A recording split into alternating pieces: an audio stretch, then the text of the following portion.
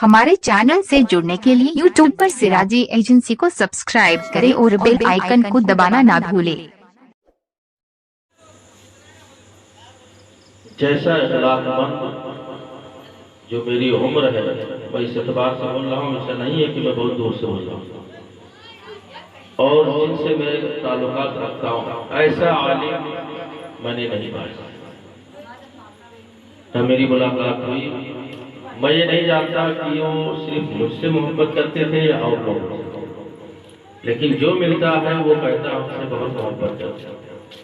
और मेरा ये ख्याल है मिंबरे रसूल से कि जितना मुझसे मोहब्बत करते थे वो किसी से नहीं करते। और हर आदमी का यही ख्याल है, यही सबसे अजीम इखलाक है, सबसे अजीम इखलाक कि जो मिलता वो क्या कहता है कि सबसे ज्यादा घर वालों से भी कोई पोशीदा नहीं, तो अब उनके साहबजादान का हुक्म है,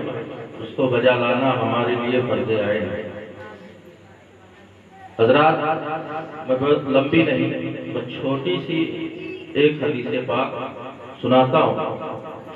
जिसके मफ़हूम तो बहुत लंबे हैं, लेकिन मुख्तसर अंदाज में मैं बताता हूँ। बच्ची अल्लाह की एक नेमत है, यकीनन अजीम नेमत है, लेकिन दौरे हाजिर के हालात ने कुछ ऐसा बना दिया है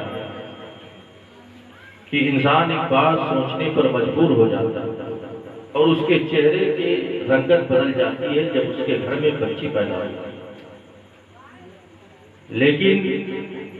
हम अल्हम्दुलिल्लाह मोमिन, मुसलमान, सुन्नी, सही अकीदा,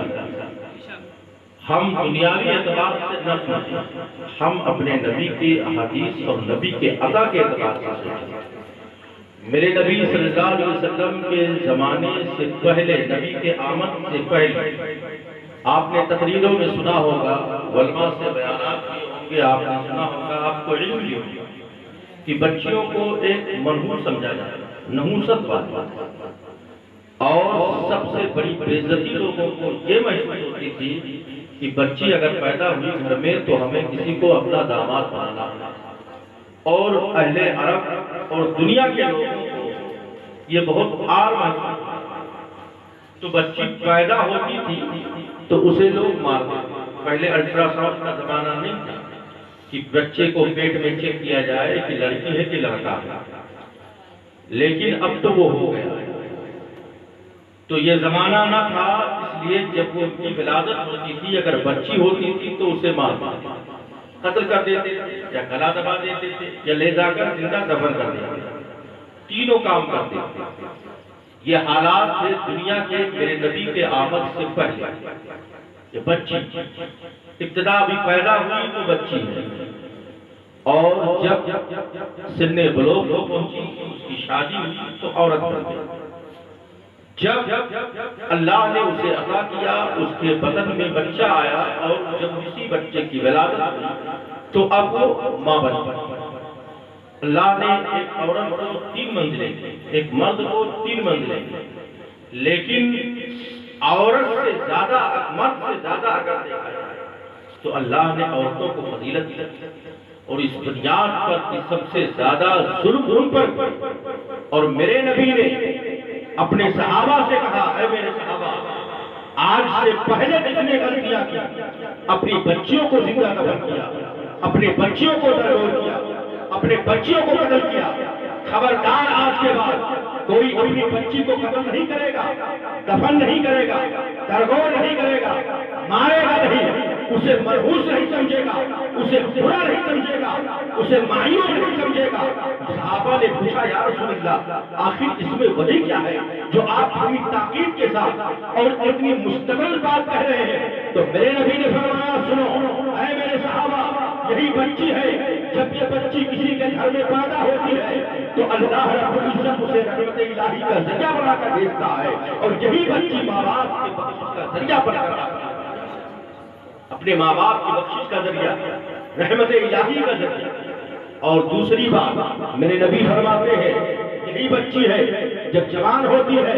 बच्ची है तो माँ बाप की मग़फ़िरत का जरिया, اور جب جوان ہوئی شادی ہو گئی تو نبی فرماتے ہیں جب میاں بیوی دونوں مسکرا کر ملتے ہیں تو اللہ دونوں کی مغفرت فرما دیتا ہے،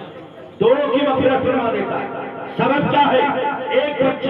بچی ہے تو ماں باپ کی بخشش کا ذریعہ، اور بچی سے جب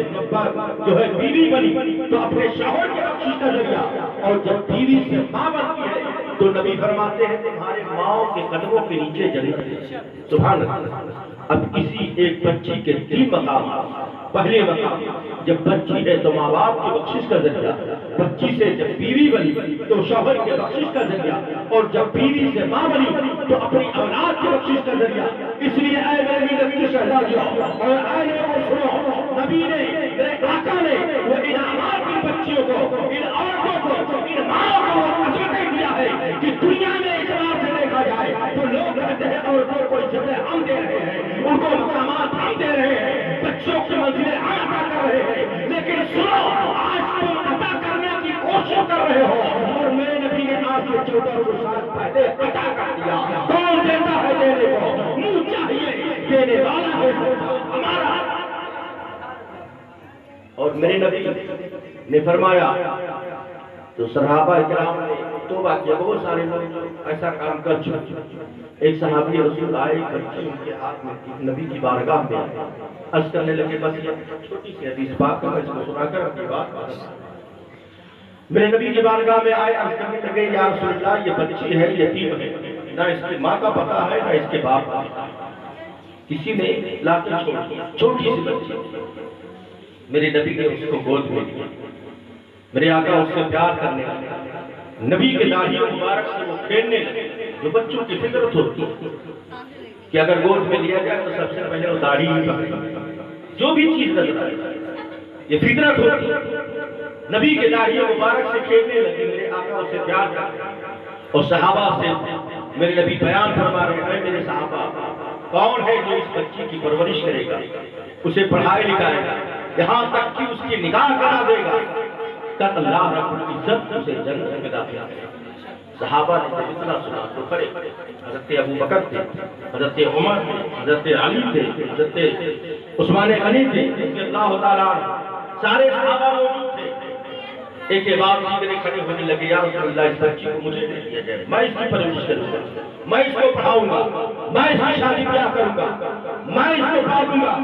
میرے نبی ابھی دیکھ ہی رہے تھے، ایک صحابی اور کھڑے ہو گئے، حضرت عمر کھڑے ہو گئے، یا رسول اللہ مجھے عطا کر دیا جائے، حضرت علی کھڑے ہو گئے، یا رسول اللہ مجھے عطا کر دیا جائے، عشر مبشرہ کے صحابہ کھڑے ہو گئے، یا رسول اللہ مجھے عطا کر دیا جائے، اصحاب صفہ جن کو خود کھانے کا ٹھکانہ نہیں، عرض کر رہے یا رسول اللہ مجھے عطا کر دیا جائے، میں اس کی پرورش کروں گا، اس کی شادی بیاہ کروں گا، اسے پڑھاؤں لکھاؤں گا۔ اے میرے نبی کے دیوانوں سنو، یہی بچی تھی، آج نبی کے زمانے سے پہلے، اعلان نبوت سے پہلے اسی بچی کو دفن کیا جاتا تھا، منحوس سمجھا جاتا تھا، درگور کیا جاتا تھا، قتل کیا جاتا تھا، لیکن مصطفیٰ نے وہ عزتیں دیا کہ آج ہر دامن پھیلائے کھڑا ہے، یا رسول اللہ میرے دامن میں اس بچی کو ڈال دیا جائے تاکہ میں مالا مال ہو جاؤں، یا رسول اللہ جس کی ترجمانی سرکار اعلیٰ حضرت نے بڑے پیارے انداز میں کیا ہے، جب تک بکے نہ تھے کوئی پوچھتا نہ تھا، تو نے خرید کر دی۔ کون دیتا ہے دینے کو منہ چاہیے، دینے والا ہے سچا ہمارا نبی۔ حضرات اپنی بچیوں سے محبت کریں اور اللہ رب العزت کا شکر ادا کریں کہ دنیا کی 50 سالہ زندگی گزارنے کے لیے ہر بندہ بہت سب کچھ انتظامات کرتا ہے، بہت سب تینوں رات ایک کر کے